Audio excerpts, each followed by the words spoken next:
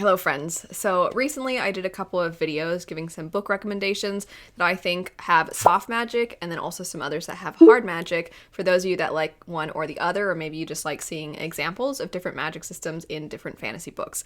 But that got me thinking about certain fantasy books that have very little to no magic. There is a conversation to be had as to whether or not something should even be considered fantasy if there aren't any magical components. And that's not really what I'm going to be talking about. I'm sure a lot of you have your own opinions on that. But whether or not you think something can be fantasy if there's no magic, these books that I'm going to be talking about are all sold in the fantasy section. And then on top of that, there are some that have barely any magic, so I almost feel like they can't really fit inside soft or hard magic systems. The magic exists, but it's not really elaborated on all that much. And in some ways, I think books like this can be very easy for people to get into if they don't typically read fantasy, because they won't be overwhelmed by all those other things. Maybe they'll feel a little bit more connected to these books. They feel like they are a little more like our own world. And so I wanted to go through these various different ones. There are more, of course, than just the ones on this list. So if you have any of your own recommendations, feel free to leave those in the comments down below. But jumping into it, the first one I'm going to start off with would be Hood. So as the name kind of implies, this is a Robin Hood retelling, and it's very much a historical fiction type of story. This is one of those stories where I think lore and belief is ingrained into the story itself. It's part of what leads characters to think one way or the other, and it kind of transports you to that time. It brings this historical fiction feeling to life in a lot of ways. However, you don't really see there being some kind of sorcerer, or you don't really see somebody tapping into magic and then they're using their magical powers to help.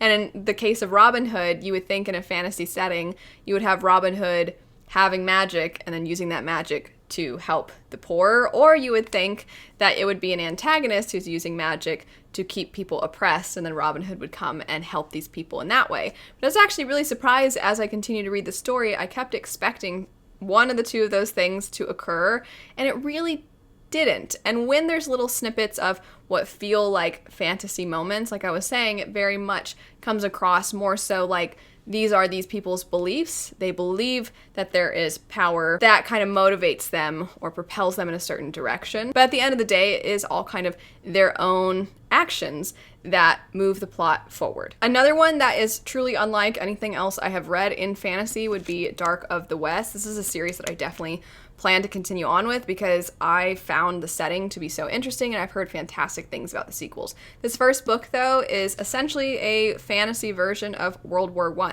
And the thing that makes it fantasy is not that there is magic, it's that it's just a different world from our own. But so much of it feels very similar to what we see during World War I and World War II. And our main two characters are individuals who are a part of very important families. One character is essentially royalty, while another character is a fighter pilot in a very significant family. And you see these two characters interact with each other, and they're getting to know each other, they're coming to care for one another, not really realizing just how strongly their families are in opposition to one another. And this book does a fantastic job of showing what looks like something small, but because it's in the hands of the powerful, it does have huge implications, and it has a negative effect that trickles down to basically everyone. And so I think it shows power very well and the consequences of those in power, how their actions affect everyone else. I also am just not used to seeing a fantasy setting with more modern technology and weaponry. Like I was saying, the character is a fighter pilot, and when do you ever see that in fantasy? So I really enjoyed this book. I really enjoyed the absence of magic because it was a way to sort of go back and examine a certain time period in our own world, but through the lens of fantasy. And that's one of the things that I personally love about fantasy is it can be pure escapism, it can be pure fun, it can be pure sword and sorcery, it can be all of those things, and it can also be a way to reflect on our own world. It can be a way to connect with characters that aren't actually real, but you feel like they could be in our own world, and you're trying to envision what you would do in those circumstances, and it can hit really hard. And obviously, you can have all of it together. You can have the magic and those things, but I just think this one, by not having magic, it made it a lot easier to sort of feel as if this was real. Another one that is somewhat similar would be Fireborn. You all know how I feel about this series. It's one of my favorites. I love it so much. And so this follows what is essentially the Russian Revolution, but it is also a fantasy world. It's not our own world. And the idea is, what if the Russian Revolution had dragons? So there's really not anything magical beyond the connection to some degree between those who are riding the dragons and the dragons themselves. There's a bond in that sense, but otherwise there's nothing else. People don't have fire magic, elemental magic. There's no witches or mages or anything like that.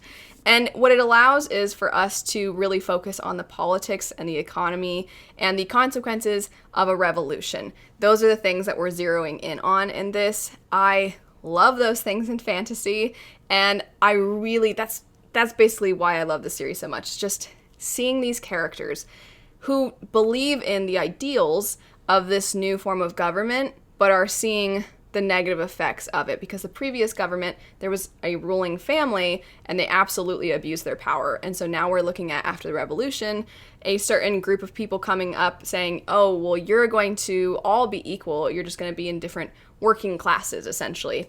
But you also end up seeing how there are consequences to that.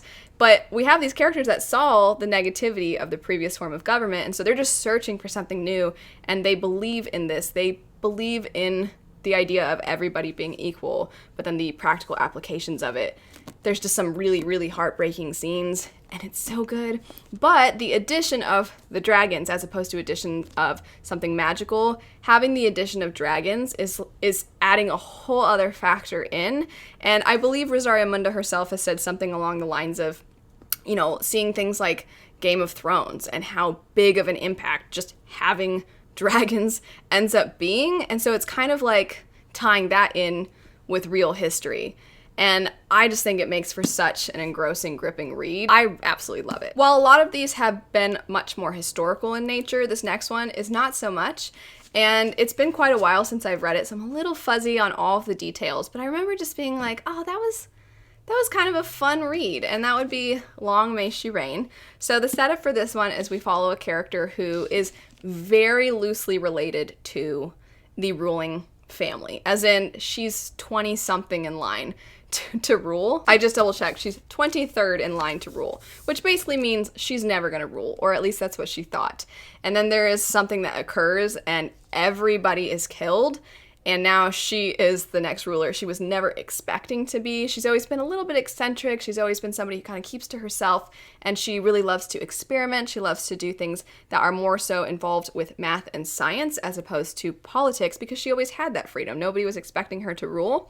And now that she's in this position, she not only is having to take on all of the burdens and responsibilities that come with leading, but she also now is trying to figure out who murdered everybody before her, and are they going to come after her as well? And she doesn't know what she's doing, but she has to rely on her own intelligence and deductive reasoning to try and figure out who the killer was. So it's kind of a fantasy murder mystery, but obviously, as is the theme of this video, there's no magic. And it's nice because it's a standalone.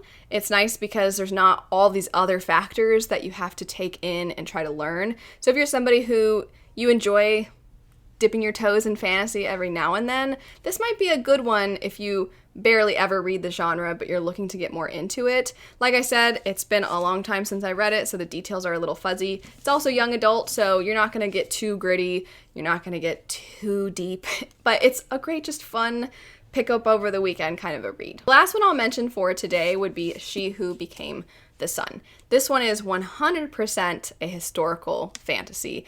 It honestly, I think, could be sold in fiction. There are certainly books that actually have some kind of magical component that are sold in fiction instead of fantasy. And this is one that barely has any magical components, yet is sold in fantasy. The writing style to me, though, definitely feels more literary. It feels like the author is taking real history and just swapping a few things here and there. But the way that the magic is tied into the story, it's one of those things where, as you're reading it, there's obvious effects of the magic, but at the same time, you kind of wonder, is it that the characters believe this, and so therefore it is seen as real, or is this actually happening? As an example, there's a character that ends up sort of having an understanding and means of communicating with ghosts.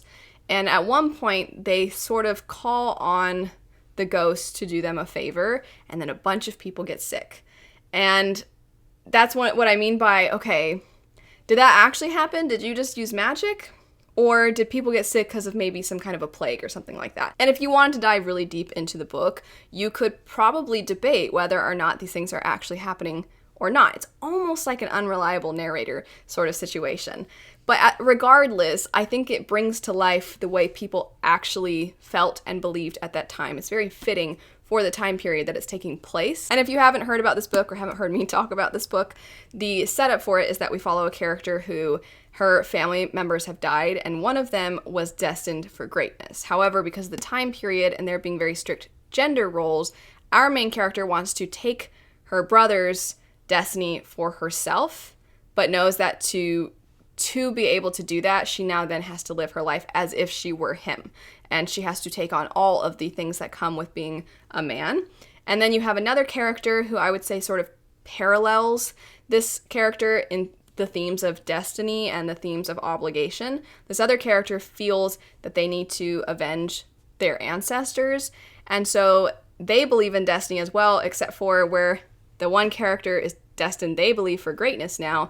This character knows their destiny is probably going to go down a very tragic road, but they feel like that is their destiny, and therefore they have to embrace it. And it's just really interesting how these characters cross paths and how their destinies sort of butt against each other, and at times also help each other achieve their destinies. And I just thought it was a really fascinating read. But either way, those are 5 books that have very little to no magic, yet are categorized and sold as fantasy. I'm very curious what some of your recommendations are that utilize this absence of magic within a fantasy setting. But anyway, thanks so much for watching. I hope you have a great rest of your day, and I'll see you all later. Bye.